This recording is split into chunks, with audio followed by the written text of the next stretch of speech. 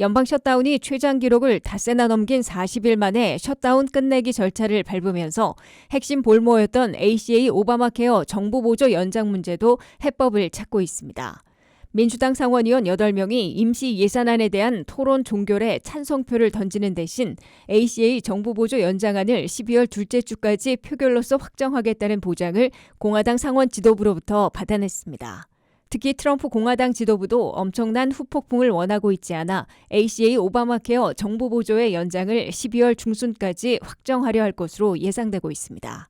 11월 1일부터 시작된 ACA 오바마 케어 내년도분 등록이 12월 15일 마감되고 내년 1월 1일부터 새로운 건강보험료가 적용되는데 그 이전에 정부 보조 연장을 확정해야 실제로 미국민들이 부담하는 월 건강보험료를 산정할 수 있기 때문입니다.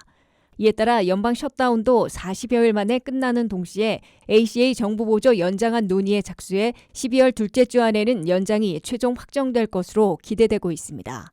ACA 오바마 케어를 이용하고 있는 2,400만 명 가운데 2천만 명이 2026년 1월 1일부터는 이미 건강보험사들이 인상한 26% 내지 30% 이외에도 월 프리미엄 건강보험료가 114%, 2배 이상 급등할 것으로 경고돼 왔습니다.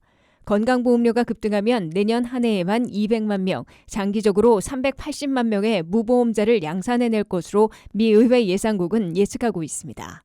그럴 경우 미국민들의 다수의 원성을 사고 내년 11월 중간선거에서 트럼프 공화당에게 치명타를 가할 수 있다는 적색 경고가 나오고 있습니다.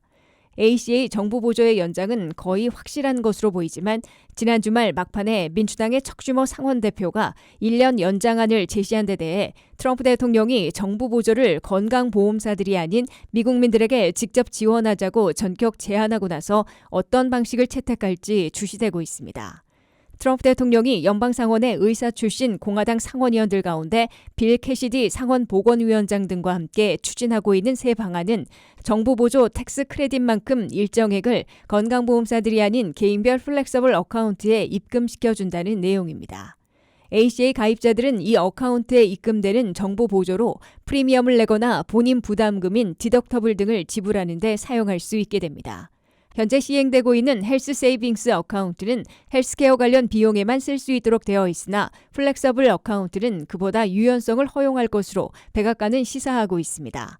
트럼프 공화당은 이 새로운 방안은 건강보험사들이 해마다 대폭 올리는 헬스케어 인플레이션을 억제시키는 동시에 미국민들에게는 정부 보조를 어디에 쓸지 자율성을 확대하려는 의도라고 강조하고 있습니다.